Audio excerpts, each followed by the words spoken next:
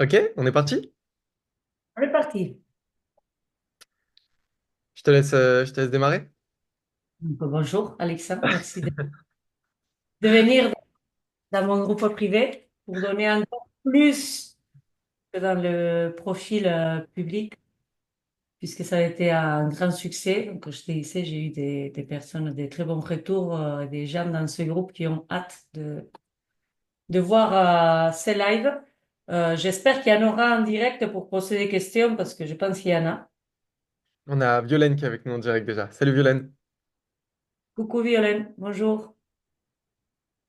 Et donc, on avait dit qu'on allait aller plus dans le concret pour ce qui est le renfort et peut-être aborder un peu le sujet de l'alimentation, mais bon, si jamais on est trop juste parce que au départ, on l'a fait surtout pour le renfort, on pourra, si ça intéresse, faire un troisième live. Une fois qu'on est lancé, on ne s'arrête plus. C'est ça. C'est ça. Euh, Donc, est-ce que tu pourrais... Ah, bon, vas-y. vas-y, vas-y, vas-y. Finis. J'allais juste te demander de ce que tu voulais nous raconter aujourd'hui pour info. Raconte-nous une histoire, Alexandre. Comment Euh, ça C'est intéressant. ouais, l'objectif du coup d'aujourd'hui qu'on avait annoncé du coup la dernière fois, c'est de pouvoir vous donner du pratique sur le groupe. Donc, si vous n'avez pas vu le premier live, bah, allez le voir. Il est sur le profil du coup de Belles Années. Allez le regarder, allez l'écouter. On a parlé de la théorie. Peut-être je vais juste faire un rappel, mais en 3 minutes, peut-être de ce qui est le plus important à comprendre sur la théorie, juste qu'on ait tous ce rappel en tête. Et l'idée d'aujourd'hui, c'était de pouvoir vous expliquer des choses supplémentaires qu'on n'a pas vues la dernière fois sur comment cette fois-ci intégrer du renforcement musculaire de manière concrète, de manière pratique dans sa vie. On va essayer de répondre aux grandes questions qu'on peut se poser qui nous empêchent de le faire et de voir comment est-ce qu'on peut faire ça concrètement, factuellement, pour que vous puissiez l'implémenter dès aujourd'hui et commencer du coup à vous entraîner. Donc, si on fait juste un rappel très rapide de ce qu'on a vu la dernière fois, ce qu'on a vu la dernière fois, c'est que faire du renforcement musculaire, entraîner ses muscles à être plus forts, mais aussi à gagner en masse musculaire, donc à gagner du muscle, ces deux variables-là, ce sont deux variables que l'on n'entraîne jamais au quotidien et que si tu ne fais pas un effort pour le faire, eh bien, toute ta vie, rien dans ton environnement te pousse à le faire. Rien te pousse à venir chercher, à porter plus lourd. On a des métiers qui sont de plus en plus sédentaires. On porte jamais de poids, on soulève pas notre corps, on se tire pas, on n'escalade plus, on grimpe plus, on tire plus, on porte plus. Donc on a dans notre vie, à part si tu as un métier qui te le permet, mais dans ce cas-là, tu n'as pas ce problème. Si tu n'as pas un métier qui te le permet, la plupart du temps, tu n'entraînes pas ces capacités-là. Et si tu les entraînes pas, tu les perds. Et ce qu'on avait vu la dernière fois, c'est que c'était hyper important d'être plus fort et d'être plus musclé. C'était important, notamment d'un point de vue, dès aujourd'hui, d'un point de vue énergie, parce que si tu es plus forte, si tu es plus musclé, bah, tu vas moins être fatigué dans ta vie au quotidien, parce que chaque action que tu vas faire au quotidien va te coûter moins, tout simplement. Parce que tu as plus de réserves, tu as plus de potentiel. Donc, chaque action te demande moins et donc c'est beaucoup plus facile. Et d'un point de vue long terme, c'est hyper intéressant aussi, puisque c'est l'un des grands risques du manque d'autonomie quand on vieillit, c'est de plus être capable de porter son propre corps, c'est de plus être capable de bouger, c'est de plus être capable de faire les activités qu'on veut et de ne pas avoir l'énergie ou la capacité de le faire. Donc, c'est un super investissement. J'aime j'aime cette idée de l'investissement financier qu'on peut faire en bourse, en immobilier, où on va mettre de l'argent tous les mois et on va investir pour quelque chose qui va nous rapporter beaucoup plus tard. Et ben pour moi, l'entraînement musculaire, l'entraînement en force, le renforcement, ça va dans ce biais-là.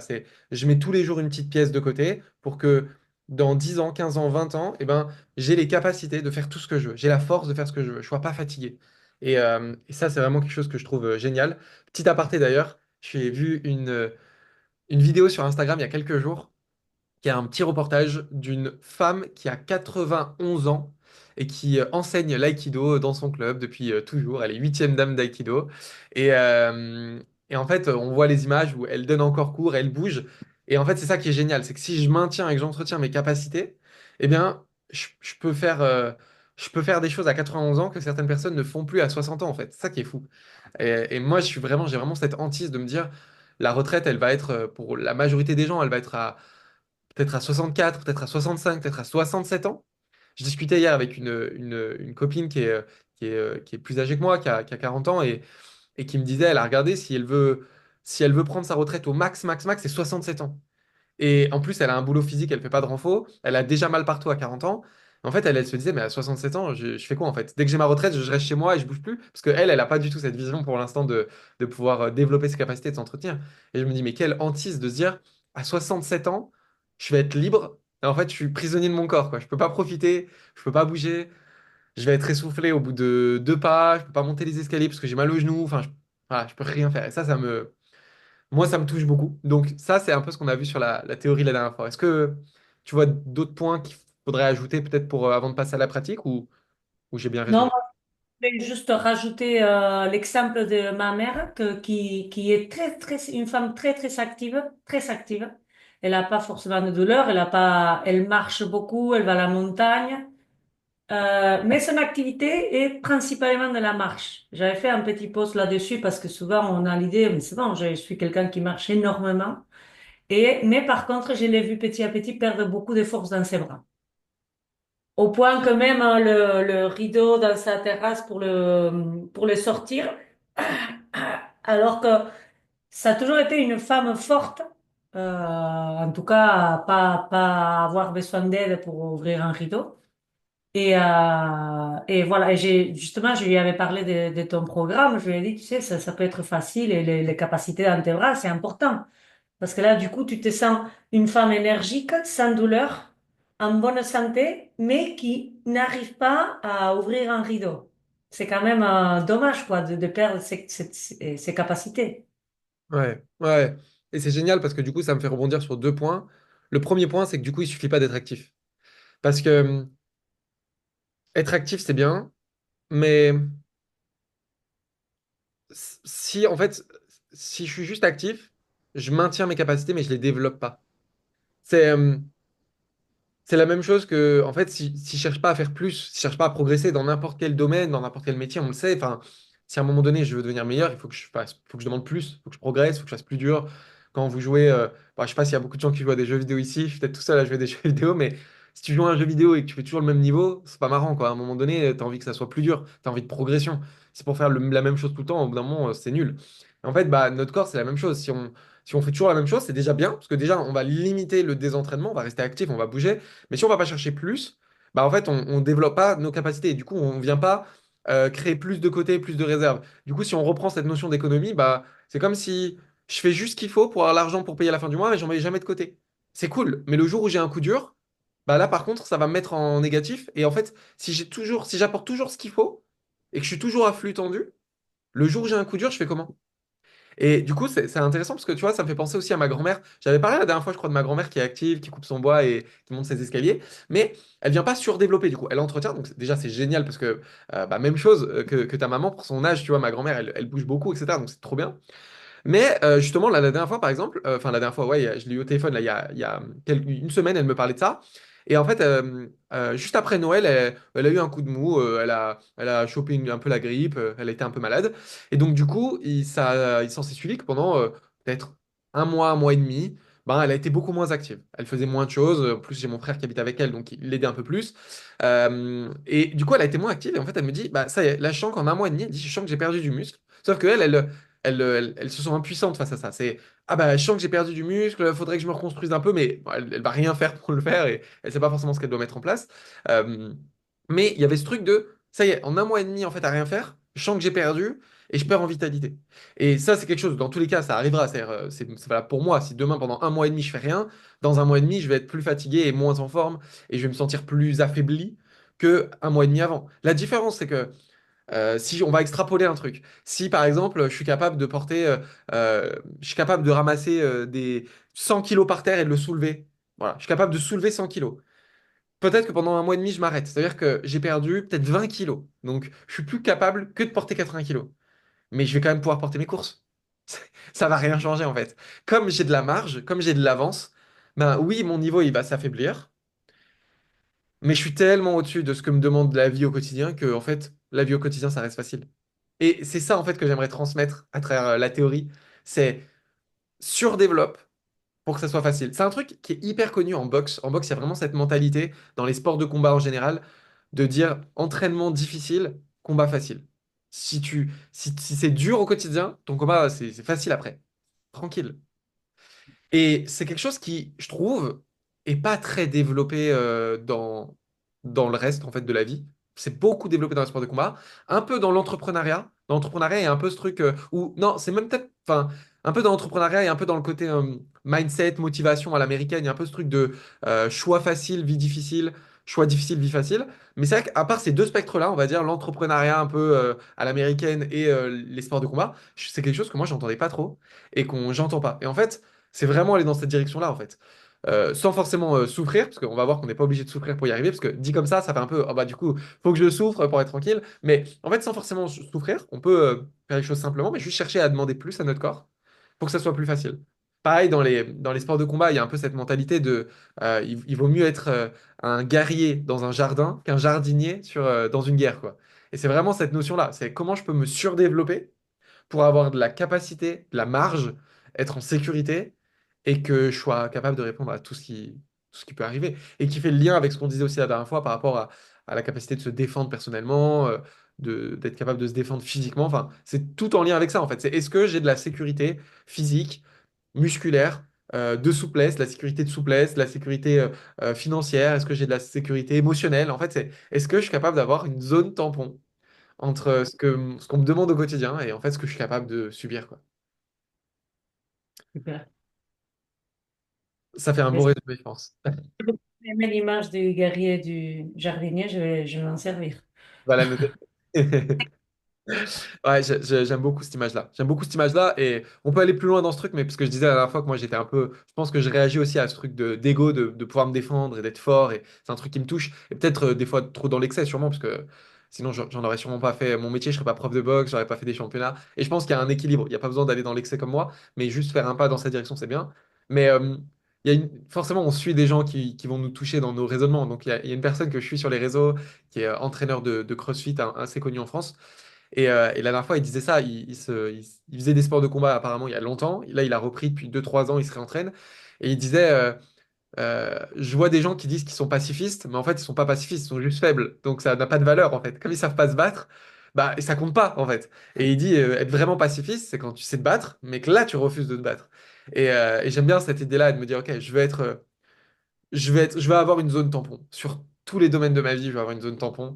Ou en tout cas, sur le plus de domaines possibles. On ne pourra pas l'avoir sur tout, mais sur le plus de domaines possibles, je vais avoir une zone tampon pour être capable de manager, de subir et de pouvoir résister, quoi. Moi, j'ai fait des sports de combat. Moi, je n'ai pas choisi l'art martial que je choisis. C'était pas pour me défendre. C'était pas mon but. Mais j'aime bien me sentir capable. Ouais, Pas mon objectif, mais c'est quand même, c'est psychologiquement de se sentir capable d'avoir certaines, euh, euh, c'est, oui, c'est une énergie, cette énergie-là qui te dit, tu peux faire face à des trucs. ouais, ouais. Ouais, c'est clair. C'est clair. D'ailleurs, la petite anecdote rigolote, que je vous parlais du reportage de la femme de 91 ans qui est huitième dame d'Aikido et qui enseigne l'Aikido, elle disait qu'elle s'était fait agresser il y a quelques années, donc quand elle avait plus de 80 ans. Il y a deux personnes qui ont voulu l'agresser dans la rue. Elle dit ça dans le reportage, elle dit, elle a posé son sac, elle les a regardés, elle a dit, venez, je suis prêt. Du coup, ils sont partis. Ils ont dû se dire, mais c'est quoi cette folle? Et je trouvais ça génial. Et je trouvais ça génial. Parce Rien que, que, rien que l'assurance de ouais, voir, on a l'assurance de faire face, rien que ça. ouais, surtout qu'en plus, c'est rigolo parce que je trouve dans les sports de combat, il y a un peu ce décalage, il y a deux mondes. Il y a le monde où il y a plein de personnes qui en font pas et qui se rendent pas compte de, du danger qu'ils vivent au quotidien parce qu'ils se rendent pas compte qu'ils sont incapables de se battre. Et à l'inverse, il y a l'autre monde danger aussi, c'est les gens qui commencent à faire des sports de combat et qui se disent, je peux me battre contre n'importe qui. Il faut être conscient que malheureusement, c'est pas pour rien qu'il y a des catégories de poids dans les sports de combat.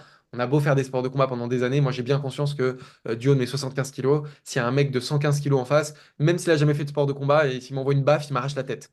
Et il faut pas tomber ni dans l'un ni dans l'autre. Et donc, c'est rigolo parce qu'on se dit, enfin voilà, moi je sais très bien, elle a 90 ans, même si elle fait de l'aïkido depuis 20 ans, elle est quand même en danger. Mais c'est rigolo de voir qu'avec l'assurance, les gens en fait, qui ont voulu agresser, ils ont dit, OK, bon, pas elle, on va en choisir une autre, on va pas prendre de risques. C'est génial, j'aime beaucoup.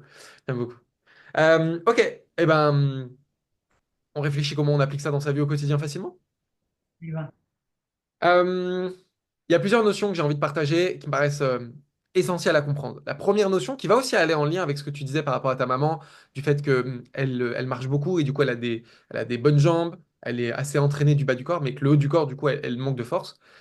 C'est que si on en revient avec ce qu'on disait sur le premier live, où on disait que des fois, beaucoup de femmes, mais même des hommes, hein, disent qu'ils se trouvent suffisamment musclés, eh ben, il y a des gens qui vont vouloir choisir ce qu'ils veulent muscler. Très souvent, les hommes, ils veulent muscler le haut du corps, parce que quand on se met en maillot de bain, bah, c'est ce qu'on voit. En plus, les mecs, on met des shirts, donc on voit pas trop les jambes. Donc, les mecs veulent muscler le haut du corps. Et les femmes, à l'inverse, veulent muscler le bas du corps. Donc, souvent, les mecs, qu'est-ce qu'ils vont dire? Ils vont dire, non, mais c'est bon pour le bas du corps, je fais du foot, je fais du vélo, je suis assez musclé. Bah non, en fait, c'est toujours le même délire. Tu fais du vélo. Le vélo, ça muscle pas. Ça va muscler au début. Si t'as jamais fait de renfort de ta vie, tu te fais du vélo, tu vas te muscler un peu. Mais le vélo, ça muscle pas, puisque sur chaque pas, t'es pas en train de pousser lourd. Donc, ça marche pas. Le foot, ça marche pas. Et pour les femmes, c'est la même chose. C'est, ah non, moi, je veux muscler que mes cuisses et mes fesses. Le haut du corps, non, c'est bon. J'ai déjà les bras assez musclés, j'ai déjà les épaules assez musclées. Non. Et donc, il y a plusieurs façons de voir les choses. Si vous voulez juste construire votre corps, qu'on est vraiment dans une optique de bodybuilding, bah, vous musclez ce que vous voulez. Franchement, vous faites ce que vous voulez, c'est vous qui voyez. Mais moi, quand je l'enseigne dans les programmes, et comme je te l'ai enseigné à toi au sein d'OBT, je l'enseigne de deux façons différentes pour deux raisons différentes. Premier biais par lequel on traverse, c'est le biais de la perte de poids, qui est, ou de la, enfin, même la perte de graisse. Tu vas me gronder sinon. Par le biais de la perte de graisse. Et dans le cadre de la perte de graisse, ce que je veux, ça on l'avait expliqué rapidement la dernière fois, je veux, euh, je veux que si avec mon alimentation je perds du poids, je veux faire en sorte que ce poids perdu, ça soit que du gras qui s'en aille. Je veux pas enlever du muscle, ça c'est pas le but. Et donc pour ne pas enlever le muscle, j'ai besoin de le travailler. J'ai besoin de faire en sorte de donner l'information à mon corps. Je l'utilise, construisant d'autres. Ne l'enlève pas, construisant d'autres. Et donc dans cette optique-là, je veux tout travailler du coup. Si je suis un mec et que je veux pas travailler les jambes, ou que je suis une nana et que je veux pas travailler le haut du corps, et que je perds du poids, je vais enlever du muscle dans ces zones-là. C'est dommage. C'est pas le but. Donc ça, c'est une première raison pour laquelle, dans les programmes que je donne, je demande à travailler tout le corps. La deuxième raison, c'est une raison du coup santé, fonctionnalité, longévité. C'est je veux être capable d'avoir un corps fort, capable. Voilà. Je veux un corps capable. Et donc, pour un corps capable, je vais essayer d'entraîner. Dans cette vision-là, on va chercher à entraîner plutôt des mouvements plutôt que des muscles. Euh, Quand j'entraîne un mouvement, il y a les muscles qui vont avec, mais la différence, c'est que si je veux entraîner un muscle, je vais chercher peut-être un moyen d'isoler mon muscle et de travailler que le muscle que je veux du mieux possible. Si j'entraîne un mouvement, bah, je vais avoir plusieurs muscles qui vont interagir et qui vont travailler en synergie, plus ou moins. Certains vont prendre l'ascendant, etc. Moi, du coup, dans les programmes que je donne, je suis plutôt dans cette dynamique de mouvement. Pourquoi? Parce que je travaille pas avec des bodybuilders pro. Je travaille pas avec des personnes qui veulent vraiment rattraper un retard, optimiser une prise de muscle. Franchement, on s'en fout. Les personnes qui viennent me voir s'en fichent. Elles veulent juste être globalement un peu plus musclées, moins grasses, plus athlétiques, comme moi, et plus fonctionnelles. Donc, on se pose pas cette question et on travaille des mouvements qui vont travailler des muscles. L'avantage, c'est que il y a trois grosses catégories de mouvements. Moi, j'aime bien même aller jusqu'à 4 ou 5 dont on va parler, mais il y a trois grosses priorités de mouvement. Et ensuite, on va voir qu'on peut en rajouter deux. Mais trois grosses catégories de mouvements. Si je travaille ces trois catégories de mouvements, globalement, je viens travailler la majorité des muscles du corps et je viens de travailler la majorité des fonctions du corps que je peux utiliser et avoir besoin au quotidien. Et donc, du coup, ce qui est génial, c'est que déjà avec trois mouvements, franchement, j'ai fait une grosse partie du job. C'est cool. Ces trois mouvements, quels sont-ils? C'est le mouvement de pousser devant moi, le mouvement de tirer devant moi et le mouvement de m'accroupir et de me relever. Quand je fais ces trois mouvements-là, je vais utiliser des mouvements, et après je vais vous parler des deux autres bonus que je trouve intéressants. Quand je fais ces trois mouvements-là, je viens utiliser la majorité des fonctions que je peux avoir besoin au quotidien. Donc, m'accroupir et me redresser, c'est la fonction de pousser sur mes jambes, c'est la fonction de me relever de ma chaise, c'est la fonction que j'utilise quand je marche, c'est la fonction de monter une marche. Voilà, si je le fais avec les deux jambes ou une jambe après l'autre, c'est le même mouvement. C'est le moment où je viens vraiment faire ce mouvement de squat, d'extension, je viens pousser, et qui va du coup me servir au quotidien pour marcher, monter des escaliers, faire une randonnée, etc. Deuxième mouvement, le mouvement de pousser devant moi, c'est le mouvement qui va m'avoir de la force si je dois pousser ma voiture, par exemple, parce qu'elle démarre pas. C'est le mouvement qui va m'aider à pousser peut-être un objet, je suis un déménagement ou je dois déménager mon meuble, etc., de pousser devant moi. Et c'est aussi la fonction qui va me permettre de me relever du sol, en fait, ou de m'empêcher de tomber au sol. Ça, c'est un truc auquel on pense pas forcément, mais moi, ça m'est arrivé une fois en faisant un footing. Je me suis pris les pieds dans je sais pas quoi et je suis tombé tête droite comme ça sur le sol. Et ben, la capacité du coup de me repousser du sol, c'est aussi la capacité qui me permet de freiner en arrivant au sol. C'est la même chose, hein. C'est le même mouvement, c'est juste ma descente et ma montée. Et en fait, c'est grâce à ça que ça m'évite de me casser toutes les dents sur le béton, ou de me casser le nez, ou de me faire un traumatisme crânien, ou de me tuer potentiellement, parce que ma grand-mère qui tombe tête la première, je pense qu'elle se tue, littéralement. C'est pas juste elle se casse les dents. Donc, ça, capacité importante. C'est aussi la capacité, si on veut parler self-défense de manière générale, de repousser quelqu'un devant moi, d'avoir de la force pour repousser quelqu'un devant moi. Donc, mouvement important. Troisième mouvement important, c'est la capacité à tirer quelque chose devant moi. Et cette capacité, du coup, elle est importante. Pourquoi? Parce que tirer quelque chose devant moi, ça va être ma capacité à donc tirer, ça va être la capacité à tirer un objet, ça va être la capacité à tirer mon sac à main si on essaie de me le voler, ça va être la capacité, selon ce que je dois faire, sous une certaine forme, à porter mes courses. Pas que, mais on va voir, parce qu'il y a deux mouvements dans porter ses courses, mais on va dire porter un sac, tenir quelque chose, tirer quelque chose à moi. Ça va être cette capacité là au quotidien, et donc qui va me donner cette force aussi là. Et puis, tirer les muscles du dos, c'est aussi la capacité à me tenir droit et à me maintenir. Et donc, c'est ce qui va aussi venir contrebalancer une posture qu'on peut avoir un petit peu au quotidien sur les ordinateurs, dans les voitures, etc. Donc, ça va venir un petit peu contrebalancer ça et redonner cette capacité à me redresser, à me maintenir euh, euh, au quotidien. Donc, ça, ce sont les trois types de mouvements que j'ai envie de travailler. Quand je fais ces trois types de mouvements, qu'est-ce que je travaille? Bah, quand je travaille sur ma capacité de m'accroupir et de me redresser, globalement un squat, je viens travailler mes cuisses, je viens travailler mes fesses. Quand je viens pousser, je viens travailler mes pectoraux, je viens travailler mes épaules, je viens travailler mes triceps. Quand je viens tirer, je viens travailler tout mon dos, je viens travailler mes biceps et je viens travailler aussi l'arrière des épaules. Donc, en fait, avec trois mouvements, je vais travailler quasiment l'ensemble des zones musculaires, ou en tout cas des zones musculaires les plus volumineuses. Parce qu'encore une fois, faut que mon temps soit bien investi, surtout si c'est pas ma passion. Parce que si ce que je suis en train de vous expliquer là, vous le découvrez, c'est que en gros, c'est pas votre passion et que ça vous intéresse pas.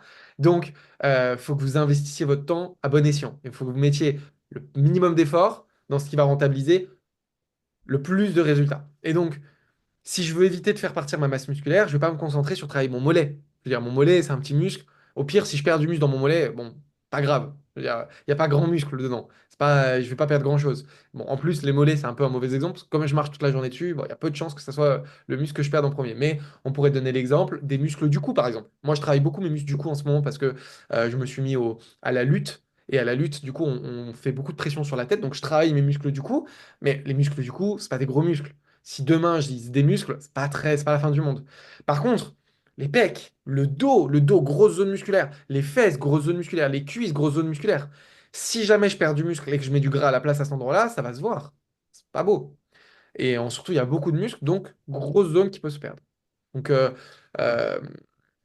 pour les personnes qui sont en live avec nous, parce que bon, toi, chez Belles Années, tu connais ça maintenant, mais est-ce que, pour les personnes qui sont en live, est-ce que vous comprenez l'intérêt et la logique d'aller cibler des mouvements qui travaillent des grosses zones musculaires pour vraiment maintenir son muscle, si jamais derrière je perds du poids, si derrière je mange mieux, etc., ne pas perdre ces grosses zones musculaires-là et garder ses capacités, et puis surtout entraîner ses capacités de mouvement qui sont importantes.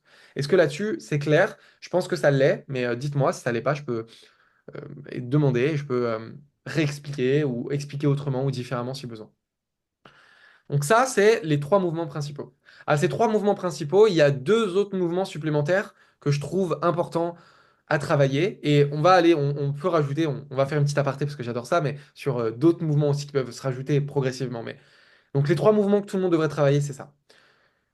Le quatrième mouvement qui vaut le coup d'être travaillé, alors ça dépend dans quel ordre on le met, mais pour moi, le quatrième mouvement, les deux suivants, ils sont un peu ex aequo. Ils sont un peu ex aequo, mais il y en a un qui est plus important que l'autre. Il y a Edwige qui dit que c'est très clair. Ok, génial. Le quatrième, c'est le mouvement de, en anglais, ils disent un mouvement de hinge, un mouvement de pivot, pivot de hanche. C'est le mouvement de venir. faire se redresser avec la hanche. C'est-à-dire au lieu de s'accroupir avec droit et de se relever au lieu d'un squat, c'est vraiment le mouvement en musculation, on appelle ça un soulevé de terre, mais ça parle pas à tout le monde. C'est le mouvement de se pencher en avant et de se redresser. Typiquement, c'est le mouvement que vous faites quand vous ramassez un objet au sol. Généralement, on a les jambes un peu tendues, ce que tout le monde dit qu'il faut pas faire, il faut se baisser le dos droit, etc. Euh, c'est pas forcément le vrai dans la vraie vie, on fait un peu ce qu'on veut. Et donc, le fait de se pencher en avant et de ramasser un objet et de se redresser, ça, c'est vraiment un mouvement de hanche et pas un mouvement plutôt de genou. Et ça, ce mouvement-là, c'est un mouvement qui vaut le coup aussi à travailler. Ça va être le cas quand vous ramassez vos courses. Ça va être le cas quand vous ramassez un objet au sol. C'est généralement le mouvement qu'on ne travaille pas et qui fait qu'au bout d'un moment, on a mal au dos dès qu'on se penche parce qu'on est faible là-dessus, on a un dos qui est faible. Donc ça, quatrième mouvement important. Pourquoi je ne l'ai pas mis en priorité? On en parlera après. On parlera après matériel et comment on organise sa séance concrètement. Donc, euh, je vous fais une Ah petite... bon. Je vous fais un petit teasing. Restez encore 10 minutes. C'est pas dans une heure, mais dans 10 minutes, je vous explique pourquoi je vous le mets en quatrième et que je ne le mets pas dans les trois prioritaires. Parce que vous verrez que d'une manière mise en place, ça peut être... Tout le monde ne peut pas le mettre en place forcément facilement. Et donc, voilà, on peut réfléchir à comment on le fait. Cinquième mouvement qui me paraît important aussi, c'est de pousser au-dessus de la tête. Pourquoi pousser au-dessus de la tête et pas pousser devant? Qu'est-ce qui est différent? Eh ben, l'implication musculaire va quand même être différente quand on pousse devant et quand on pousse au-dessus. Quand on pousse devant, on va beaucoup utiliser nos pectoraux. Quand on pousse au-dessus de la tête, on va beaucoup utiliser nos épaules. Et donc, du coup, être plus fort ici va un peu jouer sur être plus fort là, mais ça va se transférer, mais limité. Et en fait, il y a quand même beaucoup de on peut vite avoir des douleurs au-dessus de la tête. On peut vite ne plus avoir la force de pousser au-dessus de la tête. Et donc, c'est un mouvement supplémentaire où ça vaut le coup quand même de le travailler et de l'ajouter. C'est un mouvement qui vaut le coup d'être pensé et réfléchi. Globalement, si déjà vous poussez devant vous, globalement, vous allez devenir plus fort et ça va déjà aider. Mais c'est un truc qui peut se rajouter et qui me paraît quand même intéressant d'avoir en tête, de dire, OK, je peux aussi travailler au-dessus de la tête, lever, pousser au-dessus de la tête pour avoir cette capacité. Bah, si je dois récupérer des choses au-dessus, dans des meubles, dans des choses, ou prendre un objet et l'amener au-dessus, bah, d'avoir aussi cette capacité-là. C'est pas le plus important, c'est pour ça que je le mettrai en cinquième, mais ça me paraît important. Ensuite, si on devait dépasser le cinquième, les choses que moi je fais au quotidien, mais que tout le monde n'a pas forcément besoin de faire, mais qu'on peut aller chercher plus loin, c'est une fois que j'ai cette zone tampon euh, de mouvement, moi ce que j'aime bien, c'est aller chercher après une zone tampon. La priorité juste après pour moi, c'est une zone tampon de souplesse. C'est une zone tampon de souplesse. Et j'ai envie d'appeler ça aussi une zone tampon. Moi, j'aime bien voir la souplesse comme un travail un peu articulaire, d'avoir de la liberté articulaire sur mes articulations. Et ça me paraît être la zone tampon d'après parce que on peut être fort et continuer à avoir un peu des petites douleurs si on n'a pas la capacité d'aller dans certaines amplitudes, ou on peut juste se blesser parce qu'on peut ne pas avoir de douleur. Mais en fait, si mon amplitude elle est limitée et que mon bras, je peux le lever que jusque-là et que je suis pas capable d'aller le lever jusque-là, bah en fait, le jour où je dois y aller, bah, soit je compense et je me fais mal ailleurs, ou soit ça tire, ça fait mal, etc. Donc moi, j'aime bien aussi avoir cette zone tampon de souplesse, et pour moi, c'est la priorité juste après, sur lequel il faut aller passer un petit peu de temps, et potentiellement très peu de temps au début, mais qui peut aider. Au niveau de la souplesse, selon vos douleurs, vos problématiques, vos besoins, vous pouvez cibler différents endroits. Moi, peut-être que je suis biaisé par les sports de combat, j'ai beaucoup besoin de travailler la souplesse de mes hanches, mais en fait, j'ai l'impression que les hanches, c'est quand même une priorité, parce que quand on débloque ses hanches, on débloque son dos, on débloque ses genoux, et au quotidien, on a vraiment plus besoin de ses hanches que le reste des choses. Pour des personnes qui auraient des problématiques d'épaule, on pourrait aller réfléchir à aller travailler peut-être les épaules, la zone thoracique, la nuque, enfin, les cervicales, etc. Mais je pense que pour la plupart des gens, franchement, vous travaillez la musculation et vous travaillez la souplesse de vos hanches, vous êtes, euh, vous êtes les rois du monde, quoi. Vraiment, vous avez déjà fait des choses bien. Petit aparté, mais je ne vais pas aller trop dans le détail sur les hanches. Si ça vous intéresse, vous demanderez. On fera peut-être un live pour ça. Franchement, on fera un truc sur ça, s'il y a du monde qui est intéressé. Mais pour aller très vite sur les hanches, pensez que vos hanches, il y a quatre directions. Vraiment, c'est toujours la même chose. Quand on creuse pas le sujet, souvent on garde les habitudes de je vais étirer comme on m'a appris à l'école et je vais peut-être faire un étirement ou deux étirements. Mais en fait, vos hanches ont quatre directions. Et en réalité, il y en a même plus parce qu'on peut intégrer de la rotation. Mais si déjà vous travaillez votre flexion, extension, adduction, abduction, vous libérez aussi un peu la rotation et déjà vous faites un bon boulot. Donc, pensez quatre directions. Je veux étirer le devant de mes hanches. Donc, le devant, c'est quadriceps, psoas. Je vais étirer l'arrière de mes hanches, mes fessiers. Je vais étirer l'intérieur de mes hanches, mes adducteurs. Et enfin, d'ailleurs, les fessiers, c'est l'arrière ou le côté, on va dire. Et vraiment, l'arrière de mes hanches, c'est les ischios. Et donc, je veux avoir des étirements qui vont cibler ces quatre capacités de mouvement. Donc, je veux étirer ma flexion, je veux étirer mon extension, je veux étirer mon adduction et je veux étirer mon abduction. Si vous pensez étirer les quatre zones, vous allez libérer de la capacité dans vos hanches. Et généralement, vous allez voir que vous avez des zones où vous êtes très souple, d'autres où vous ne l'êtes pas du tout. Et c'est celles où vous ne l'êtes pas du tout, vous en avez besoin, où il faut passer un petit peu de temps là-dessus.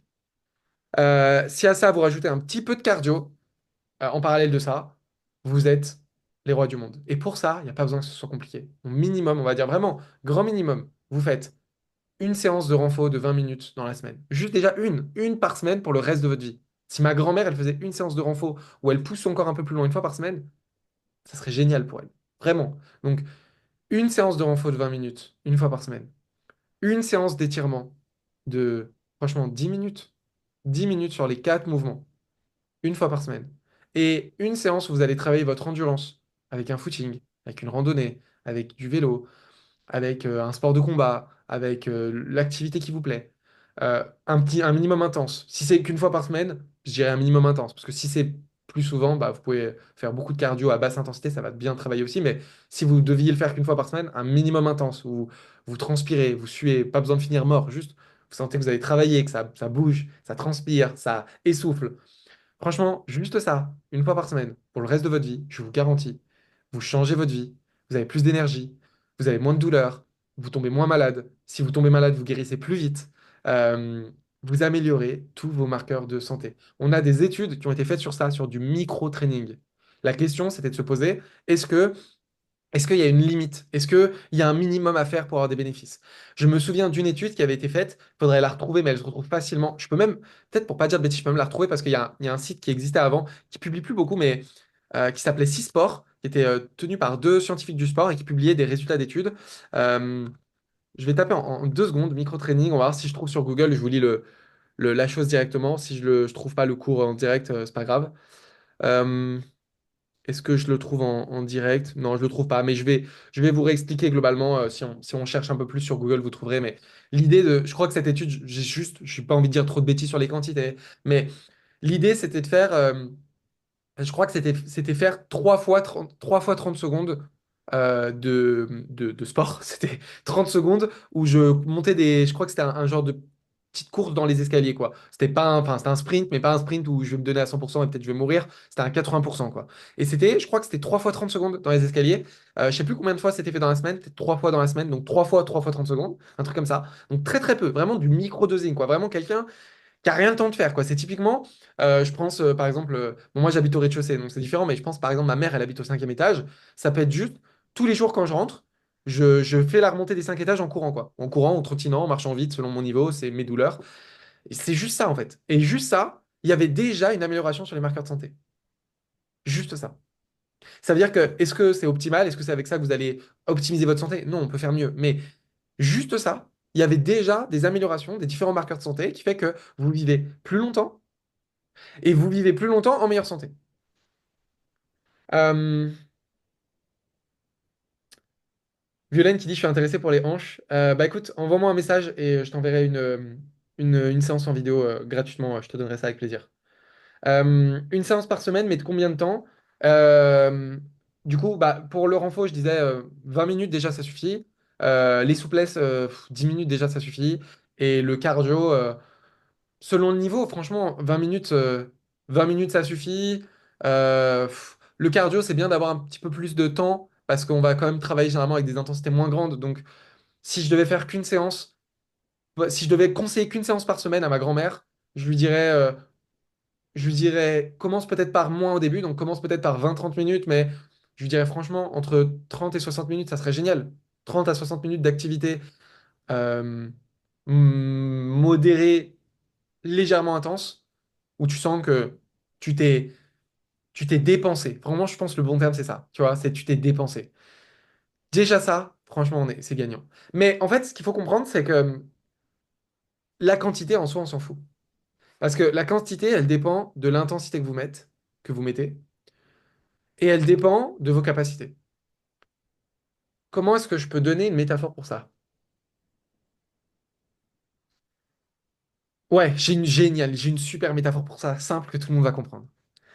L'alcool. Combien il te faut de verres pour être bourré? Toi, belle année, combien il te faut de shots? Si on boit des shots là, au bout de combien t'es. Au bout de combien t'es pompette, on va dire. Au bout de combien t'as l'effet d'euphorie. Donc, shot, c'est un truc bien alcoolisé. Un shot, c'est ah oui, c'est un alcool fort dans un petit verre que tu bois cul sec. Oh, les alcools forts, ça va vite, hein, je sais pas. Deux, trois. Ouais, moi pareil. Comme je bois pas souvent, je pense que deux shots, vraiment deux shots, je sens les effets. Je suis pas raide mort par terre, mais deux shots, j'ai les effets pas normaux que si j'avais pas pris d'alcool. Quelqu'un qui boit souvent, il va lui falloir combien? Quatre shots, cinq shots, six shots. Ça dépend. Il y a des personnes, elles boivent tous les jours. Il y a des personnes, elles boivent de l'alcool les jeudis soirs, vendredis soirs, samedi soir. Donc, moi, il me faut deux shots. Il y a quelqu'un, il va lui falloir peut-être huit shots pour avoir le même effet que moi. L'entraînement, c'est la même chose. C'est pour ça qu'en fait, les quantités, souvent, c'est difficile à prescrire parce qu'en réalité, ça dépend de l'intensité.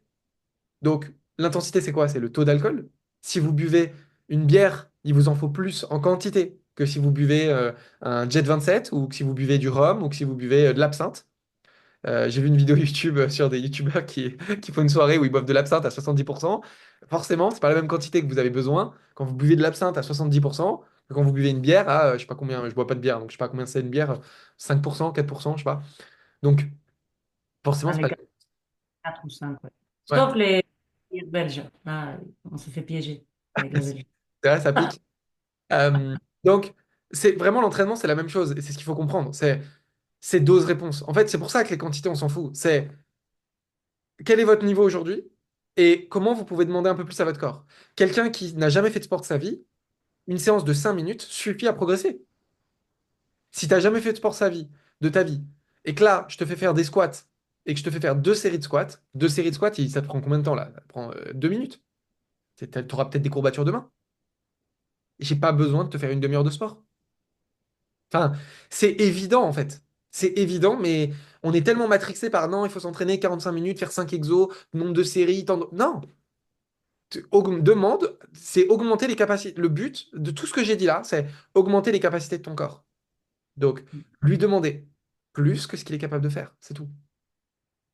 Il n'y a pas besoin de temps. Et c'est juste le temps qu'il faut pour mettre en place ça, tout simplement. Euh, donc, on arrive sur la partie mise en place concrète et matérielle. Le problème de, Le problème de la plupart des gens, du coup, c'est déjà ils choisissent les mauvais exos. Donc, on en a parlé un petit peu tout à l'heure, mais la plupart des gens vont faire que du cardio quand ils veulent se mettre au sport. Ils vont faire que du cardio et c'est très bien le cardio, hein. Le cardio, c'est un des marqueurs. Ça va augmenter notre VO2 max, ça va augmenter notre capacité du coup respiratoire, pulmonaire, cardiovasculaire. Ça va diminuer nos risques de mortalité et de maladie. Ça va augmenter notre longévité et ça va augmenter notre énergie au quotidien. Je suis fan du cardio, c'est très bien, je suis pas contre. Le cardio, c'est génial. Le problème, c'est que quand on se met à faire du sport, on fait que du cardio. Et du coup, on ne bénéficie pas des intérêts du renfo. Et c'est pour ça que tu m'as fait intervenir aujourd'hui. C'est que les gens font du cardio, mais ils font pas de renfo. Donc, je dis pas qu'il faut pas faire de cardio. Faites votre cardio, c'est très bien, continuez. Juste, prenez aussi de la place pour du renfo. C'est juste ça qu'on dit. Et le renfo, le souci, c'est que je dois demander à mon corps quelque chose qui est plus dur que ce qu'il est capable de faire. Et très souvent, je vois quoi? Je vois des femmes qui me disent, oui, j'ai acheté des petits poids de 1 kg là, et je fais des petits mouvements là, comme ça. Hop, je peux en faire 50. Mais si tu peux en faire 50, c'est que c'est trop facile. Ça, on te demande d'augmenter ta zone tampon. On te demande de devenir plus fort et d'être capable de faire des efforts plus durs. Si tu prends un tout petit poids et que tu es capable d'en faire 50, ça sert à rien. C'est pour ça que j'aime pas les poids qui s'achètent tout seuls. Si vous voulez acheter des poids, moi ce que j'aime, c'est d'acheter des poids qui se changent. Comme ça, là, je peux mettre, ça fait, la barre, elle fait 2 kilos. Donc 2, 4, 6, 8. Là, j'ai 8 kilos. Si 8 kilos, c'est dur, bah magnifique. Si c'est trop dur, j'enlève. Si c'est trop facile, je rajoute. Mais si j'ai que mes petits poids de 2 kilos, je fais comment pour rendre plus dur? C'est nul. Donc ça, c'est ce que j'aime pas. Et on a le même problème avec... déjà, ce que j'aime pas aussi, c'est que souvent, quand on cherche du renforcement musculaire sur Internet, vous tapez A, circuit renforcement musculaire, très souvent, il n'y a pas de renfort dedans. Très souvent, c'est que du hit ou du cardio. Il y a des montées de genoux. Montées de genoux, c'est pas du renfort. Je veux dire, vos genoux, vous arrivez à l'élever plus de 20 fois, quoi, je pense. Ou alors, si vous n'arrivez pas à l'élever plus de 20 fois, parfait. Ok, dans ce cas-là, c'est du renfort à votre niveau. Très bien. Mais très rapidement, ça va plus être du renfort. Donc, ce qui manque, c'est du vrai renfort la plupart du temps. Et donc, le vrai renfort, c'est un exo. C'est un exo qui travaille le mouvement qu'on a dit à un niveau qui est difficile pour toi. Pour les pompes, c'est facile. C'est même potentiellement trop dur. C'est-à-dire que c'est facile parce que l'exo est naturellement dur, surtout pour les femmes qui ne travaillent pas le haut du corps, mais même les hommes, c'est dur les pompes. Donc, les pompes, c'est assez facile. Tu peux en faire. Si c'est trop dur sur les pieds, tu peux les faire sur les genoux. Si c'est trop dur sur les genoux, tu peux les faire contre le mur. Tu peux les faire en appui contre un meuble. Voilà, tu peux te délester avec ça et ça va rendre l'exercice plus facile. Ça, c'est une première option. Le deuxième mouvement, c'est les squats. Les squats, la plupart des gens, ça devient facile. Vous avez l'habitude, vous faites des squats, vous faites des cours de cuisse, abdos, fessiers, vous avez quelques squats, ça devient facile. Quand ça devient facile, bah, il faut que je le rende plus dur. Comment je le rends plus dur? Il y a plein de façons de faire. Vous pouvez chercher sur Internet. Globalement, une façon de faire, c'est de passer sur une jambe. Alors, une vraie jambe tout seul, c'est très dur, mais d'écarter mes appuis et de mettre plus de poids sur une jambe que l'autre, c'est ce qu'on appelle une fente, ça rend un squat plus dur. Bonne façon de faire, par exemple. Bonne façon de faire. Je peux, si j'ai du poids, me lester, mettre du poids. Je peux aller en salle de sport aussi. Utiliser une salle de sport, faire de la presse à cuisse, faire du squat avec des poids, des haltères, très bonne chose. Juste, si je suis à la maison, que j'ai peu de matériel, ok, bah, je fais des squats. Si les squats c'est trop facile, je fais des fentes. Ouais. Pour celles qui ont des enfants, utilisez les enfants. Portez vos enfants, génial. Euh, C'est des pompes, je ne vais pas vous dire que... ouais, c'est clair. Troisième mouvement, c'est tirer. Et tirer, c'est là où ça devient problématique. Si je vais en salle, c'est facile. Si je suis à la maison, c'est là où, sans matériel, c'est compliqué. C'est ça qui est gênant. C'est qu'en fait, la plupart du temps, on nous donne des séances où on travaille pas le dos et je trouve ça dommage de ne pas travailler le dos. Donc, euh, au niveau du dos, du coup, le souci, c'est qu'il faut que je puisse tirer quelque chose. Et donc, tirer quelque chose, des fois, je vous vois prendre des petites bouteilles, là, comme dans les séances. On prend une bouteille, on se penche et on tire. Non, mais, ok. Faut arrêter de se foutre de la gueule, quoi. Quand déjà votre sac à main, il pèse 15 kilos, votre sac à main, vous le portez comme ça, me faites pas croire que c'est avec votre bouteille que vous avez travaillé, quoi. À la limite, faites-le avec votre sac à main qui est plein, quoi. Mais donc, le problème, c'est qu'il faut tirer quelque chose. Il faut tirer quelque chose de lourd. Donc, pour ça, il me faut soit un poids à tirer, soit un élastique à tirer, soit que je puisse tirer mon propre poids. Pour tirer mon propre poids, je peux avoir une barre de traction, mais une traction, c'est génial, c'est un exercice génial, mais très dur. La plupart des gens ne sont pas capables de faire des tractions tout de suite. C'est pour ça que moi, j'adore les sangles de suspension. C'est ce que je recommande tout le temps. Violaine elle disait qu'elle avait acheté des sangles. Les sangles de suspension, c'est un outil. Je les ai là, donc je vais vous montrer. Hop.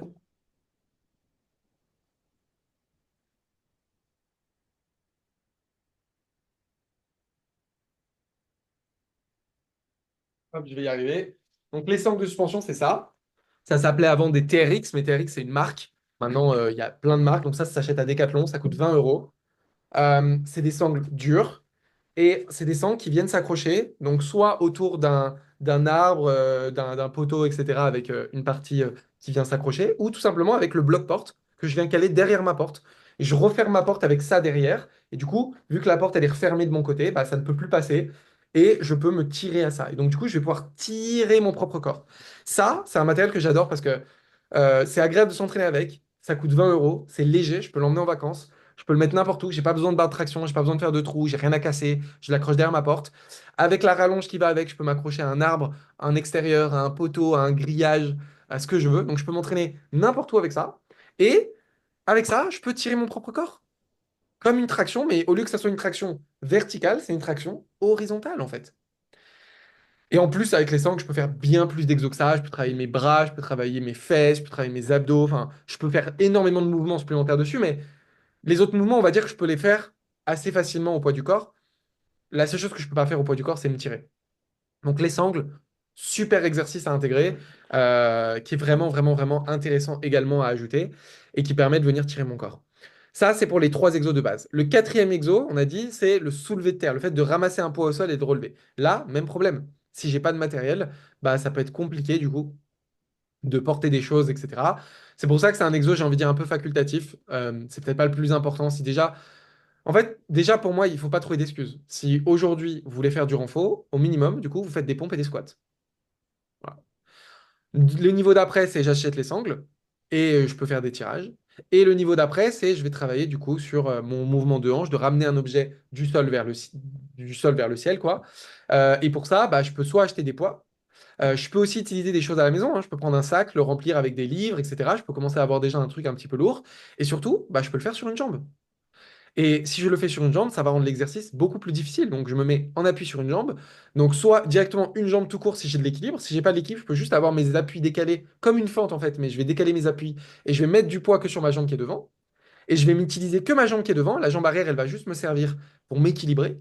Et je vais venir ramasser un objet au sol, me redresser avec, le reposer, me redresser avec, le reposer. Et ensuite, on a dit qu'il y avait un cinquième mouvement qui était intéressant, c'était le mouvement de pousser au-dessus de la tête. Pour pousser au-dessus de la tête, même chose, soit j'ai des poids et je viens lever un poids au-dessus de la tête. Si j'ai des enfants, je peux porter mes enfants au-dessus de la tête, ça marche bien. Euh, Quand je fais des pompes, je peux aussi, au lieu d'avoir une pompe purement où je viens me lever de haut en bas, je peux, en faisant ma pompe, essayer de me pousser pour arriver avec les bras, la tête dans les épaules. Donc je viens changer un peu l'angle de ma pompe, c'est-à-dire qu'au lieu de faire une pompe, on va dire comme ça, je peux faire ma pompe où j'essaie de me redresser un petit peu comme ça. Je vais mettre un peu plus de poids sur mes épaules. J'ai des petites options comme ça qui viennent faire un petit peu ça et qui viennent muscler un petit peu mes épaules et aider. L'avantage, c'est que bon, déjà, l'épaule, les pompes classiques travaillent quand même mes épaules. Donc, c'est pour ça que je l'ai mis en cinquième, c'est pas le plus important. Mais ça peut être intéressant d'avoir de temps en temps un peu cette sollicitation de je viens pousser au-dessus de ma tête ou soulever au-dessus de ma tête. Juste pour les activités du quotidien, ça peut être intéressant, quoi. Et donc, ça, c'est les 5 mouvements que j'ai à faire. Les 5 mouvements que j'ai à faire, donc au minimum au minimum les deux premiers que tout le monde peut faire. Dans l'idéal, je ferai les quatre. Et potentiellement, le cinquième, il peut s'alterner avec les pompes, alterner les variantes. Ça permet de changer les exos aussi, de se faire plaisir, etc. Sur ces 4 exercices, qu'est-ce que je veux faire? Bah, je veux faire au minimum, une série, une fois par semaine. Au minimum ça, en fait. Une série, une fois par semaine, où j'augmente mes capacités progressivement. C'est-à-dire que je suis capable de porter plus lourd, ou pour le même poids, d'en porter plus. Je vais juste éviter d'en porter toujours plus pour éviter de rentrer dans de l'endurance. Globalement, je vais éviter de porter plus de 20 fois, plus de faire 20 fois le même mouvement. Si je suis capable de faire plus de 20 fois le même mouvement, ça devient trop facile, je mets plus lourd. C'est tout. C'est tout. Moi, j'aime bien travailler dans une fourchette entre 5 et 10. Ça évite d'avoir des séries trop longues. Mais en soi, si des fois, j'ai pas de poids, je peux pas trop adapter, bah, je peux monter à 15, 20, même 25, ça va encore. Et ensuite, dès que ça devient trop facile, boum, je passe à un poids ou un niveau, soit un exo plus dur, soit un poids plus dur. Et à partir du moment où je fais déjà une série par semaine, je demande plus à mon corps, il récupère, la semaine d'après, je fais plus dur et je vais juste progresser. C'est juste si je fais une série par semaine, je progresse moins vite que si j'en fais plus. Le niveau d'après, c'est quoi? C'est d'abord, avant d'augmenter la quantité, c'est d'augmenter la fréquence. Au lieu de faire une série par semaine, est-ce que je peux pas faire une série 3 fois par semaine? Est-ce que je peux pas faire une série tous les jours? En fonction de ce qui est possible. Est-ce que je peux augmenter ma fréquence? Si je peux pas augmenter ma fréquence ou que j'ai déjà mis ma fréquence maximale, ok, je peux augmenter ensuite le nombre de séries. Mais c'est toujours mieux d'augmenter la fréquence que le nombre de séries dans une même séance, si j'ai le choix. Pourquoi? Parce que les séries d'affilée ont un rendement négatif. Ça veut dire quoi ça? Ça, c'est un peu compliqué, mais je trouve ça intéressant. Moi, j'ai adoré le jour où j'ai appris ça, donc je vous le partage. C'est que on peut imaginer, je fais une série, je gagne, je sais pas, je gagne 1 kilo de muscle ou 1 kilo de force. Si je fais 2 séries, je gagne 2 kilos. Non. Pour doubler ce que je gagne sur la première série, il faut 6 séries. Ma première série va m'être capable de m'apporter 1 kilo de muscle, ou bah, pas 1 kilo de muscle en une série, mais c'est pour avoir un schéma, ou 1 kilo de force en plus. Pour doubler les gains, alors ça c'est plus en prise de muscle. En prise de force, c'est différent. Mais pour doubler mes gains en prise de muscle, il me faut 6 séries d'affilée pour avoir le double de gains que celui qui fait une série. Pourquoi? Parce que chaque série supplémentaire, vu que je suis fatigué, elle est moins efficace. Donc elle a moins de rendement. Et chaque série a moins de rendement. C'est-à-dire que ma deuxième série, elle a plus de rendement que ma troisième série. Ma troisième série a plus de rendement que ma quatrième série. Donc l'idée, c'est pas de faire 20 000 séries, mais il vaut mieux faire une série, 2 séries ou 3 séries. C'est déjà bien, on s'arrête là, c'est très très bien. Plutôt que toujours plus. Donc il vaut mieux faire une série tous les jours que une fois cette série. Maintenant, si vous n'avez pas le choix, que c'est compliqué dans votre agenda, dans votre emploi du temps, il vaut mieux faire que pas faire, encore une fois.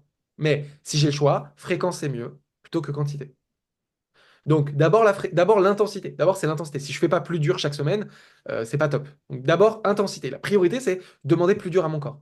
Comme on a dit dans la phase théorique, j'ai pas besoin de mourir, j'ai pas besoin de me faire mal, j'ai pas besoin de me casser. Juste, je demande à mon corps quelque chose qu'il n'est pas capable de faire d'habitude.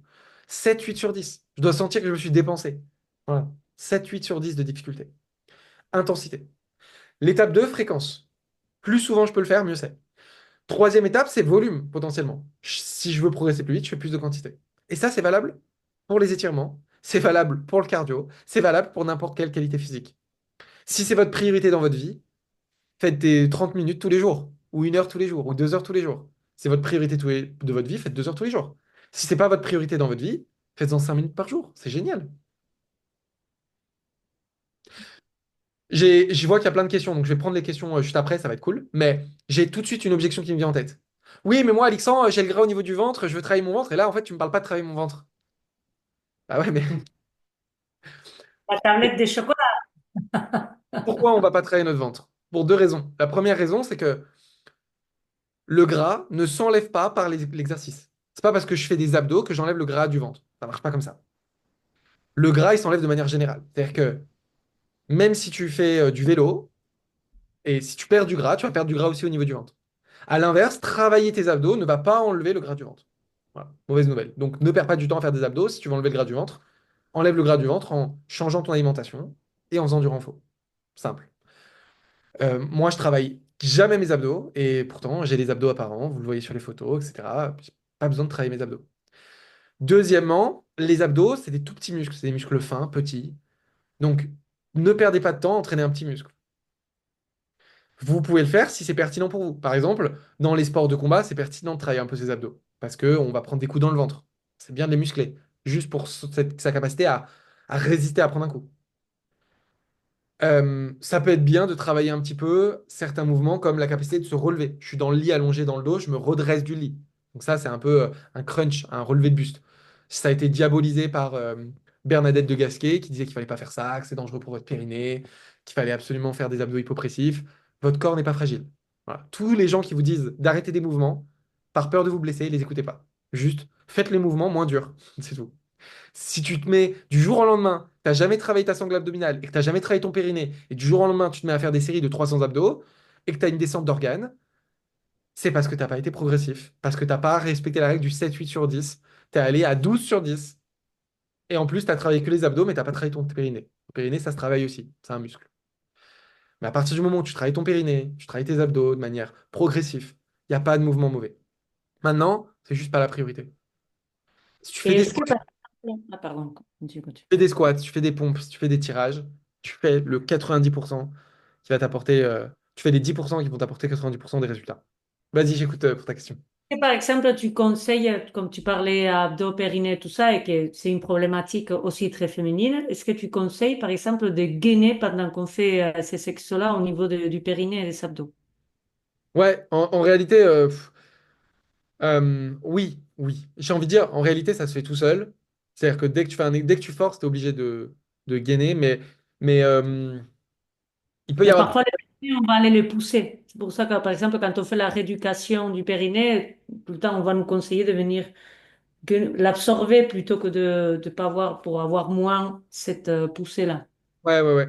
Ouais, en fait, on peut perdre cette capacité à savoir se gainer et rentrer le ventre. Donc, oui, c'est bien de le travailler un petit peu pour le réentraîner et le rééduquer. Même dans un monde idéal, travailler son périnée, c'est hyper intéressant, que ce soit pour les hommes ou pour les femmes. C'est hyper intéressant. Ça va éviter les fuites urinaires, ça va éviter les descentes d'organes. C'est vraiment quelque chose qui est intéressant et important à travailler. Et une fois que je l'ai rebossé suffisamment et que je l'ai renforcé un minimum, je peux du coup l'entretenir juste en le contractant sur chaque mouvement. Donc oui, tu as raison, c'est important de le préciser. Travaillez-le, contractez-le. Cet exercice un peu du stop pipi, comme si je voulais m'empêcher de faire pipi, et venir aspirer le nombril. Et je vais faire ça sur chaque mouvement. Dès que je vais forcer, je vais gainer de cette façon. Donc oui. D'accord. Très bien, parce que du coup, je sais pas si, voilà, si c'est intéressant d'avoir là, peut-être aussi, comme tu disais, au niveau de l'effort, il faut pas non plus que ça arrache, qu'on soit. Ouais, vraiment, c'est toujours cette logique de progressivité. Je veux demander plus à mon corps, mais un petit peu plus. Ensuite, je veux le laisser reposer et lui demander un petit peu plus. C'est toujours la même chose. On reprend la métaphore de l'alcool. Si, admettons, vous aviez envie de devenir plus forte à résister à l'alcool, vous avez deux méthodes. C'est la méthode idiote, c'est OK, bah, je bois 10 shots, je vomis, je fais un coma éthylique et on verra et je recommence demain. Il y a des chances que tu n'aies pas envie de recommencer demain. Ou alors, il y a l'autre méthode, c'est OK, je bois 2 shots aujourd'hui. Je suis un peu pompette, je vais me reposer, je vais dormir. Demain, je bois 3 shots. Waouh, 3 shots, c'est beaucoup. OK. Je retourne à 2 shots pendant 2, 3 jours. Puis je bois 3 shots. OK, 3 shots, ça va. puis pendant quelques jours, puis 4 shots. Je suis vraiment en train de faire un tuto sur comment devenir plus résistant à l'alcool. Vraiment, buvez pas l'alcool en plus, hein. C'est vraiment, il n'y a rien de bon dedans. C'est vraiment mauvais pour la santé. Moi-même, je bois très rarement de l'alcool, hormis le côté social et festif. Et là-dessus, je suis plutôt pour. Si vous passez des bons moments, l'idée, c'est aussi d'être heureux et de vivre, mais de choisir quand vous le faites. Et, mais je pense que c'est une bonne façon de comprendre les choses. Et pour l'entraînement, c'est la même chose. Peu importe le muscle que vous entraînez, peu importe la capacité que vous entraînez, c'est la même fonctionnement. C'est la même chose. C'est, je veux pas en fait me faire un coma éthylique. Donc je veux pas me déchirer, je veux pas me détruire, je veux me construire, je veux pas me détruire. Donc arrêtez-vous avant que ça soit trop dur, avant que ça fasse mal. Voilà. Ouais. Moi, c'est ça. Je pense que c'est important ça parce que souvent, on a l'impression que le renfort, il faut que ce soit très dur. Et ce qui arrive souvent, c'est la démotivation après. Ouais. C'est aujourd'hui, je suis fatiguée ou c'est trop dur. Surtout, surtout si vous entraînez, si vous décidez de vous entraîner un peu tous les jours. Surtout si vous décidez de vous entraîner un peu tous les jours. C'est hyper important d'y aller moins fort parce que chaque jour, vous allez accumuler un peu de fatigue et vous allez voir que ce que vous êtes capable de faire le premier jour, au bout de 5 jours, ça va être beaucoup plus dur. Donc il faut vraiment commencer plus bas et se laisser une bonne semaine de marge pour voir ce que vous êtes vraiment capable de faire. Je vois qu'il est 57 et j'ai un cadeau à vous faire. Est-ce que tu un peu de temps, toi? Est-ce que tu peux dépasser un petit peu ou tu as un rendez-vous à 11 heures de ton côté? Non, non, vas-y, vas-y. Ok, bah dans ce cas-là, parce que c'était pour voir à quelle vitesse je réponds aux questions de Violaine. Donc, si vous êtes toujours là, attendez que j'ai répondu aux questions de Violaine et j'ai trois cadeaux à vous faire. J'ai trois cadeaux à vous offrir aujourd'hui. Donc, Violaine qui dit, c'est sentir qu'on sort juste de ce qu'on peut donner, juste le pas d'après en fait. Hum, Ouais, je pense que je suis pas hyper clair sur ta question, enfin, sur ta remarque, mais je pense que c'est ce qu'on vient de dire, quoi. C'est vraiment sentir que on fait un peu plus que ce qu'on est capable de faire d'habitude, mais sans aller trop loin. Voilà, juste sans aller trop loin et sans se détruire. Est-ce que tu peux me dire pourquoi c'est vraiment pas top de le faire après avoir mangé, même léger en soi, ça ne pose pas de problème. S'entraîner après manger en soi, il n'y a pas forcément de souci, ça va dépendre des personnes. C'est juste que quand tu manges, quand tu es en train de manger, ton corps il déploie de l'énergie sur la digestion et cette énergie elle n'est pas disponible, donc toutes tes capacités sont pas disponibles à l'entraînement. Du coup, tu vas pas pouvoir t'entraîner à 100%. Il n'y a rien de dangereux. Enfin, en tout cas, j'ai jamais entendu euh, de, de de risque ou d'interdiction de s'entraîner après manger. C'est juste que si tu viens juste de manger, bah, t'es pas à 100% de tes capacités. Donc, tu vas avoir une séance qui est moins productive et moins efficace. Et en fait, c'est vraiment dépendant des individus. Moi, par exemple, je vois que j'ai du mal à m'entraîner quand je viens juste de manger. Donc, j'ai besoin d'attendre de digérer. Et si j'aime bien vraiment avoir le temps, et je connais des personnes, ils peuvent manger un burger et s'entraîner juste après, et ça leur fait rien. Donc, je sais pas comment l'expliquer, honnêtement. Voilà, je sais pas l'expliquer. Mais c'est vraiment ça, faut s'écouter et se connaître. Moi, je sais que si j'ai le ventre plein, je me sens lourd, je suis moins efficace. Euh, Peut-être que les gens qui arrivent à manger, s'entraîner juste après, ils sont capables de rapidement couper leur digestion. Parce que dès que vous faites du sport, vous sécrétez du cortisol et de l'adrénaline. Et en soi, c'est censé couper les fonctions digestives. Parce que c'est pas une fonction de survie. Donc, c'est censé couper les fonctions digestives. C'est censé aussi, c'est ce qui fait que généralement, ça nous coupe l'envie d'aller aux toilettes. C'est ce qui fait aussi que voilà, ça coupe toutes ces fonctions qui sont non essentiels. Peut-être qu'il y a des personnes pour qui ça les coupe plus facilement que d'autres, c'est peut-être pour ça, mais voilà, pas de souci en soi, il faut juste écouter. Parce que parfois j'ai envie de faire descendre alors que je viens juste de manger. Non, vraiment pas de souci, et ça va dépendre aussi de l'intensité. Si l'intensité est très élevée, bah ça va être plus dur et ça va être plus dur, mais si tu t'entraînes avec une intensité modérée, tu peux enchaîner juste après manger. Enfin vraiment, pour moi, il n'y a pas de souci. Les muscles profonds, du coup, les grands droits, ouais. Parfois, on pousse quand on rit ou quand on tousse, ça pousse. Ouais, ouais. Mais il n'y a pas de problème en vrai à pousser avec le ventre, hein. C'est juste une question de capacité et de tolérance. Quand tu pousses avec le ventre, tu envoies de la pression sur ton périnée. Si ton périnée n'est pas capable de subir la pression, bah, il craque et il subit pas. En fait, il la maintient pas la pression. Comme pour le reste, en fait. Comme pour les autres muscles, comme pour le dos quand tu penches. Enfin, vraiment. Une fois que votre périnée il est entraîné, vous pouvez tousser, pousser, rigoler. Vous n'aurez pas de dernier inguinal, vous aurez pas de problème à cet endroit-là si c'est renforcé en fait. Si on a eu 4 grossesses, on déconseille le stop pipi. Pourquoi? Car nos organes ne sont pas à leur place comme la vessie. Ah bon? Ah ben, moi, je suis pas au courant. J'ai jamais entendu ça. Tous les kinés avec qui je me suis formé sur le travail du périnée, jamais entendu ça. Et je vais même dire le contraire. Donc, je sais pas. Honnêtement, du coup, là, Violaine, sur ton message, je sais pas. J'ai jamais entendu ça. Et moi, je vais te donner l'inverse. Moi, j'ai toujours conseillé pour travailler le périnée de venir comme arrêter de faire pipi pour travailler son périnée.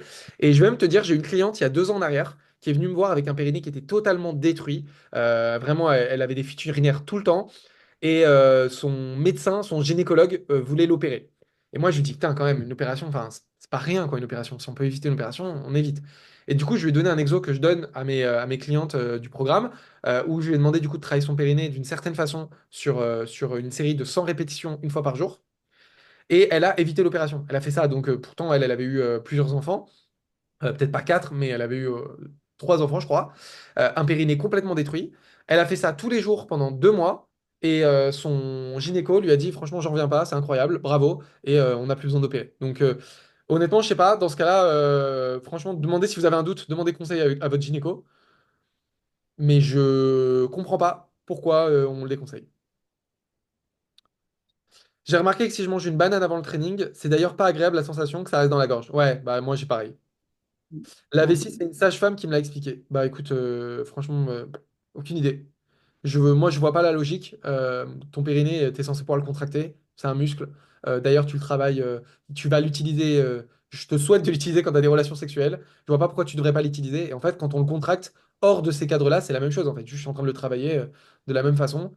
Donc, je je vois pas de logique à pas le travailler, surtout si quand tu le fais, t'as pas de douleur et que tout se passe bien. Voilà, si t'es capable de le travailler, normalement, tu peux le travailler là dès maintenant, le contracter, le relâcher, le contracter, le relâcher.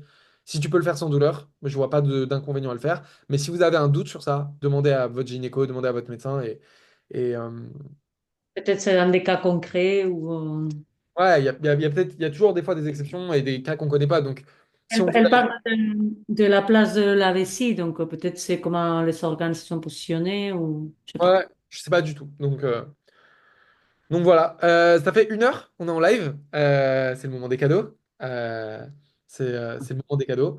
Donc, j'espère que ça vous a plu déjà. J'espère que vous avez eu de la valeur. J'espère que vous avez compris que c'est actionnable dès maintenant. Vous pouvez le faire. Euh, Globalement, cherchez à travailler les mouvements que je vous ai dit. Cherchez des exos. Vous avez plein d'exemples d'exos sur Internet que vous pouvez chercher, essayer. J'avais trois cadeaux que j'avais envie de vous offrir aujourd'hui. Le premier cadeau que j'avais envie de vous offrir, c'est que si vous êtes là aujourd'hui, c'est que vous aimez le travail de Belzane, vous l'écoutez, peut-être vous êtes cliente avec elle, peut-être vous travaillez déjà avec elle. Et moi aujourd'hui, ma spécialité, du coup, c'est d'aider les femmes à perdre la graisse autour du ventre, mais non pas d'une façon où on va juste perdre du gras pour perdre du gras, mais d'une façon où on va en même temps améliorer notre santé.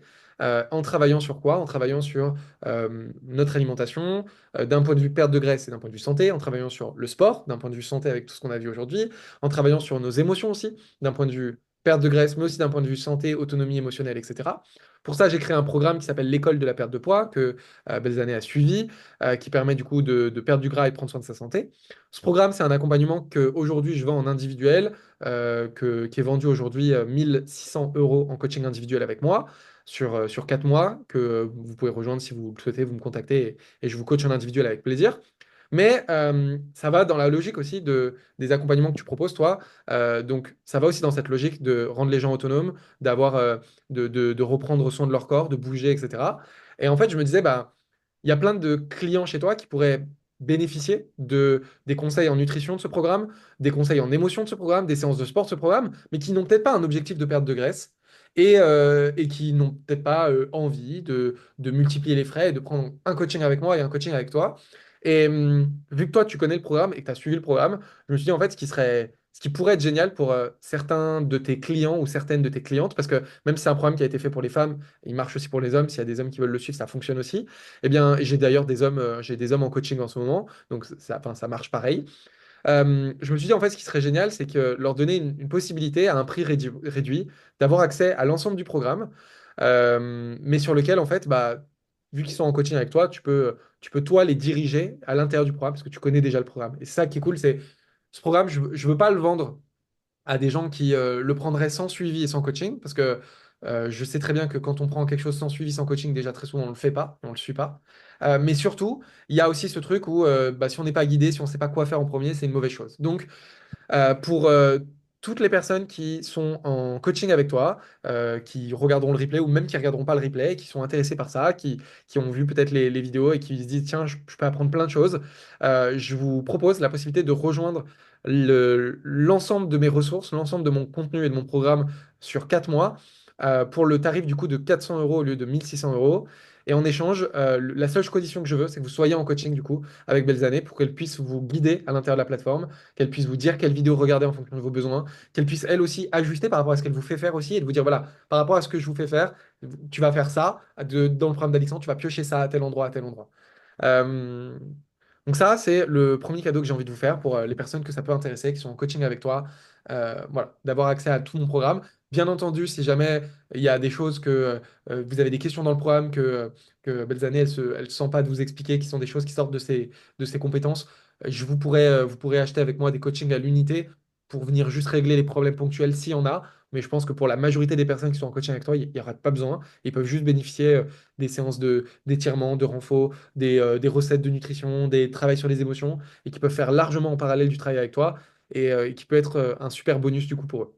Donc ça, c'est le premier cadeau que j'ai envie de vous faire. Pour ça, c'est très simple. Si ça vous intéresse, Belzani, tu viendras me le dire de ton côté, et je vous mettrai en place un code de réduction sur une page de paiement, et vous accéderez à tout le programme directement, voilà, grâce à ça. Ensuite, il y a un deuxième cadeau que j'avais envie de faire, c'est même chose pour les personnes qui sont déjà en coaching avec toi, mais qui n'auraient peut-être pas besoin de tout le programme, parce que 400 euros, c'est quand même une somme, et peut-être qu'il y a des personnes qui n'ont pas envie d'aller creuser l'aspect nutrition, émotion, etc., et qui voudraient juste une partie renfo. Pour ça, il y a un programme que j'avais créé, qui est la méthode 20 minutes, qui est la méthode que tu suis toi au quotidien, dont on a parlé un peu la dernière fois. Sur ça, en fait, je l'ai enseigné, et je l'ai mis à part dans un plus petit programme, un petit programme du coup qui explique les bases de cette méthode. Il n'y a que la partie entraînement, mais au moins il y a l'explication de la méthode, il y a la démo des exercices, comment on le fait et comment on applique pour s'entraîner en 15 minutes par jour ou 20 minutes par jour. Ça, pour les personnes qui sont clients ou clientes chez toi, tu me donneras leur nom et leur adresse email. Je leur offre directement, comme ça ils peuvent intégrer du renfort. Ils n'auront pas d'excuses quand tu leur demanderas d'intégrer du renfort. Il n'y a pas d'excuses, ça sera cadeau du coup pour les gens qui sont déjà clients chez toi et qui ont déjà acheté quelque chose chez toi, et pour qui ça pourrait être intéressant de le bénéficier pour eux. Tu me donnes leur prénom et leur adresse email, et on les inscrira gratuitement à ce programme-là.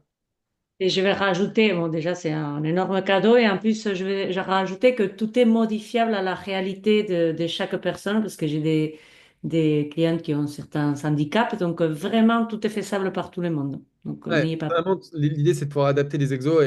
C'est pour ça que tu vois, la méthode 20 minutes, quand tu prends que les vidéos de la méthode 20 minutes, j'ai pas pris le temps pour l'instant de rajouter des modules dans le programme pour expliquer les différents modules et les différents niveaux. Dans le programme de base, il y a le programme de base qui montre les différents niveaux pour chaque exo. Dans la méthode 20 minutes, je trouve que ça demande un minimum de s'être entraîné un petit peu avant, parce que juste, j'ai pas montré des niveaux vraiment zéro, par exemple. Et donc, c'est pour ça que, tu vois, je préfère l'offrir du coup pour des gens qui sont en coaching avec toi et que tu accompagnes. Oui. C'est ce que je Mais voulais dire, que moi je pourrais leur voilà, adapter. Si ça exactement. intéresse, moi, je pourrais venir derrière adapter ce qu'il faut. Parce qu'en fait, une fois que tu comprends la méthode et la logique, c'est vraiment facile de l'adapter, quoi. Et pour toutes les personnes qui sont sur le groupe, qui ont suivi, j'ai quand même un cadeau pour vous, parce que vous allez dire, oui, mais nous, on est là et on a suivi et tout, et ça serait bien aussi qu'on ait un cadeau, et vous avez le droit aussi à un cadeau. Et donc, le cadeau que j'ai envie de vous partager, c'est un programme avec zéro matériel. Alors, zéro matériel, il y a l'inconvénient de ne pas avoir les sangles pour se tirer, mais vous avez compris que si vous achetez des sangles, du coup, vous pourrez vous tirer et rajouter des exos, c'est pas très compliqué. Si vous savez pas comment faire, à la limite, vous m'enverrez un message, je vous enverrai une vidéo de comment on travaille au niveau des sangles. Je vous donnerai une vidéo tirée de mes programmes d'entraînement gratuitement avec plaisir.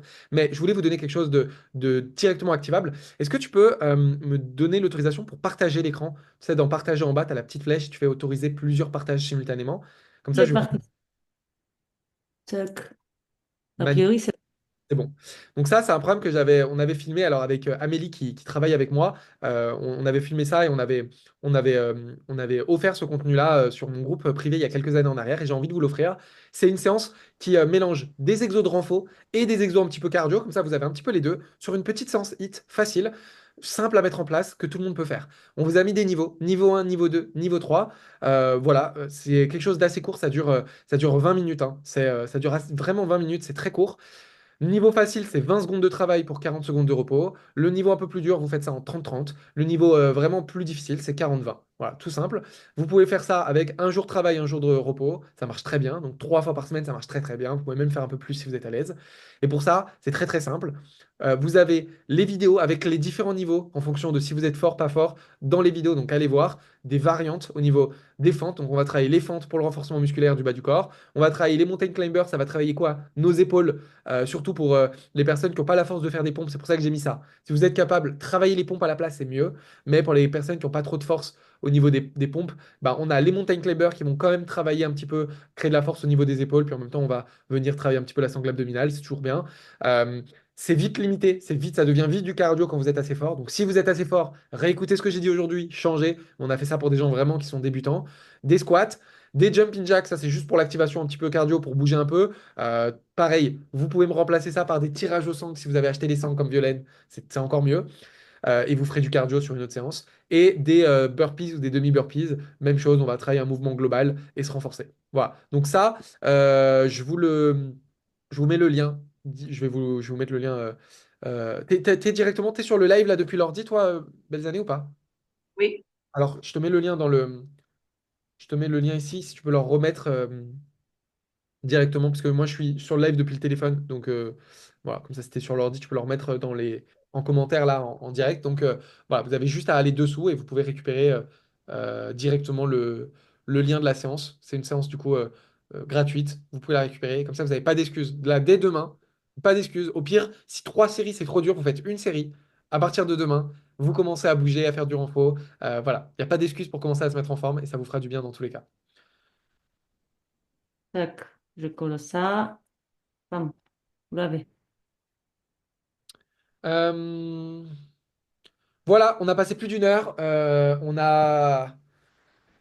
On n'a pas parlé nutrition, on n'a pas parlé plus souplesse, on n'a pas parlé plus renforcement des articulations, on n'a pas parlé plus émotion.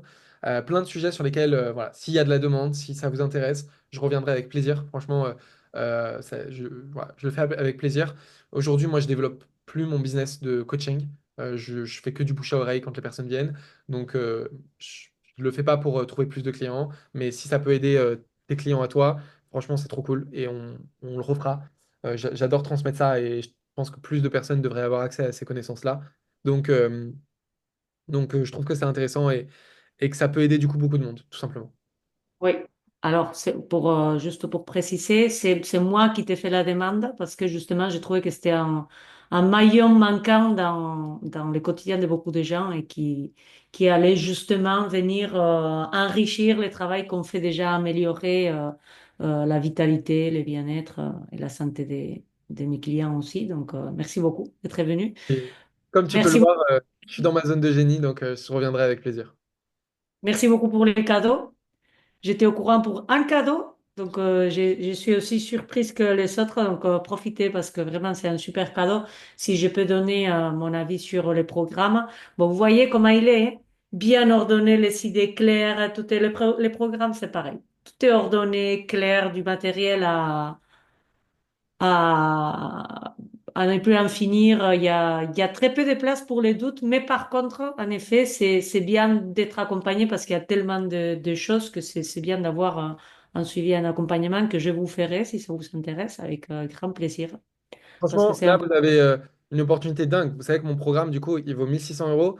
Si vous prenez un accompagnement, du coup, avec Belzane, vous êtes suivi par elle en parallèle pour seulement 400 euros de plus. Vous avez tout mon programme. Elle le connaît. Elle l'a fait pendant 6 mois. Elle a eu des résultats. Elle va pouvoir vous guider en plus. Elle va pouvoir vous guider par rapport à vos besoins et vos thématiques, les vidéos que vous devez aller voir, les exos que vous devez faire, dans quel sens faire les choses. Voilà, je vous le proposerai pas si j'avais pas confiance dans sa capacité à vous guider là-dessus. Mais je pense que c'est une belle opportunité pour vous. Donc, profitez-en. Bon, merci beaucoup. Et surtout, dites-nous en commentaire si vous voulez un troisième live et avec quel sujet vous aimeriez qu'Alexandre traite. On fera ça avec plaisir. Franchement, on fera ça avec plaisir. Merci beaucoup. Pour l'invitation et on se tient au courant et je vous dis à bientôt et entraînez-vous. Devenez Bien. meilleurs. À bientôt. Ciao. Ciao.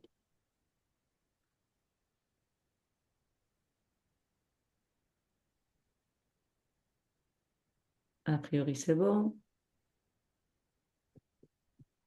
Il y a toujours un décalage de toute façon le moment où ça coupe. aide, mais ça aide pas.